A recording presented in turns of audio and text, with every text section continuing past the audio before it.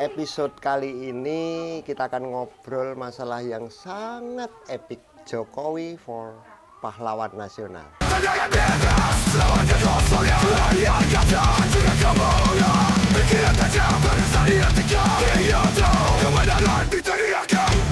Ya, benar nggak salah. Bukan Soeharto yang layak jadi pahlawan, tapi Jokowi. Kenapa? Ya karena Soeharto itu kalah kelas. Jokowi ini maestro yang mampu membawa Indonesia menuju ke pencerahan. Penasaran? Kita ngomong satu persatu. Kita awali obrolan kita dengan membuka pelajaran sekolah tentang sejarah Eropa. Jadi dahulu di Eropa itu pernah mengalami masa abad kegelapan. Semuanya serba gelap, wabah penyakit, raja-raja yang demen dugem, rakyat seperti kita yang kelaparan. Ya semuanya serba kontradiktif. Tapi jangan salah. Dari si titik itulah kemudian masa Renaissance atau pencerahan atau kebangkitan itu lahir.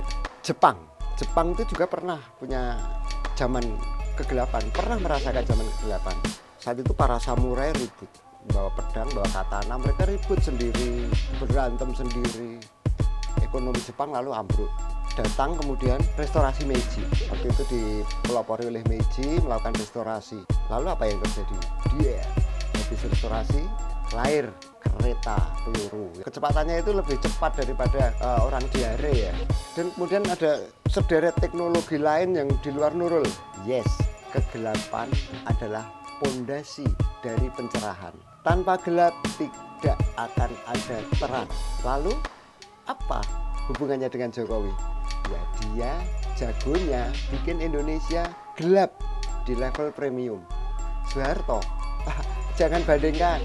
Soeharto itu amatiran. Kalau Soeharto itu masih pakai etika, masih pakai hukum subversif ya, pakai tentara dan polisi. Ketika menangkap saya, menangkap teman-teman lain yang berdiskusi, itu mereka masih ngomong atas nama hukum diskusi ini saya bubarkan. Tapi Jokowi gimana coba bandingkan. Beda, dia langsung aja mainkan drama kegelapan, jadi tanpa hukum langsung sikat des selesai level 2. Bener nggak? Jokowi ini juga Jokowi ini ahli bikin rakyat terbelah. Pendukung di sebelah kanan, kemudian yang menolak atau haters itu di sebelah kiri. Kita ingat-ingat, kita perhatikan ya, Pulau Rempang. Pulau Rempang itu sebuah pulau di Kepulauan Riau, itu diserahkan ke Xi Jinping. Warga diusir tanpa basa-basi, meskipun mereka itu sudah ratusan tahun tinggal di sana sejak kakek moyangnya. Lalu tidak seperti zaman Soeharto, polisi-polisi ini tanpa teriakan atas nama hukum, tiba-tiba aja gas air mata, peluru tajam, langsung langsung beraksi. Jangan coba-coba jadi aktivis vokal. Ingat peristiwa di jalan tol di kilometer 50, kena sapu mereka. Ingat ya, ini bukan penyalahgunaan kekuasaan, ini seni tingkat tinggi. Seni apa? Ya seni kegelapan. Sejahat-jahatnya Soeharto itu masih kesatria, masih menggunakan hukum dan etika. Tapi Jokowi, wow, dia main di level lain. Dia menciptakan keributan antar rakyat. Coba diingat-ingat, polarisasi itu dimulai sejak Jokowi masuk ke politik. Ada cebong kampret, kemudian pro dan seterusnya sampai sekarang bertahan. Sebelum itu ketika pemilu selesai ya sudah, masalah selesai. Tapi sejak Jokowi enggak, itu dipelihara.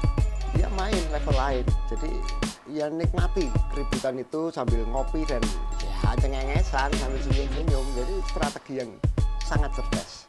Jokowi tahu cuma dengan kegelapan rakyat akan sadar, kemudian mau membuka buku tentang hukum tata negara, mau belajar tentang tata negara, maka Jokowi kemudian membulatkan hatinya, membulatkan tekadnya untuk membawa Indonesia ke kegelapan. Supaya apa? Supaya bisa menuju ke pencerahan. Sungguh mulia sekali jasanya itu. Kemudian di masalah hukum, Mahkamah Konstitusi yang selama ini jadi harapan terakhir, benteng hukum, itu mampu dia ubah. Di tangan Jokowi, Mahkamah Konstitusi itu jadi pasar yang mengobrol syarat, mengobrol diskon lah. Usia minimum calon wakil presiden kena diskon. Dari situ tuh Jokowi rela mendapat stigma sebagai dalang dinasti politik. Bayangkan menyediakan diri dirasani wong sak negoro, itu luar biasa. betul-betul butuh pengorbanan yang sangat besar. Lalu ada lagi apa? KPK. KPK itu dulu menjadi sebuah institusi, menjadi lembaga yang sangat ditakuti oleh koruptor. Jokowi kemudian mengubahnya menjadi apa? Menjadi lebih ramah. Ya, nggak galak-galak amat lah. Alat, ya semacam alat mainan aja. Jika kalian menjadi lawan Jokowi, siap-siap jadi tersangka. Kalau jadi pendukung, boleh lanjut dugem partai-partai. Jadi Jokowi ini rela harga dirinya dipertaruhkan agar rakyat Indonesia sadar dan segera menemukan pencerahan. Apa itu? Renaissance Indonesia. Sekarang yang terakhir yang sedang hot adalah soal ijazah. Ada yang bilang bermasalah, ada yang bilang fitnah, tapi mereka semua salah semuanya. Karena sesungguhnya ini adalah sebuah performance arts yang level dewa. Betul-betul itu seni pertunjukan yang luar biasa. Jika pemalsuan ijazah itu benar adanya, itu membutuhkan nyali yang lebih besar daripada Hercules ketika berhadapan dengan para jenderal. Jokowi membiarkan isu ini menggantung agar kita lupa kalau bulan Juni ini harus membayar cicilan utang 80 triliun yang jatuh tempo. Bulan Juni ini 2025. Belum lagi soal hutan yang habis dibabat untuk kebun sawit, kemudian tambang kayak nikel yang di Raja Ampat itu yang ya ampun. Sekarang kita ngomong soal politik ya. Jokowi ini jagonya. Coba kita lihat koalisi itu dibikin seperti drama Korea. Kemarin musuhan ya, misalnya kayak Caimin musuhan dengan Prabowo waktu Pilpres. Hari ini peluk-pelukan dan akhirnya jadi menteri. Oposisi ya di beberapa kesempatan Jokowi itu pernah bilang oposisi itu nggak butuh itulah oposisi, makanya mereka diredam sampai sesak. Pemilihan ketua partai sebisa mungkin aklamasi lah, jalur paling hemat. Ini bukan politik, ini itu ya sulap. Houdini aja kalah. Sulap ini yang mulai membuat rakyat tuh mulai berpikir. Ini yang membuat rakyat bisa berpikir. Ini nggak benar. Kesadaran rakyat yang bisa memikir, di situ pencerahan bakal datang. Jadi Jokowi memang layak jadi pahlawan nasional. Kenapa?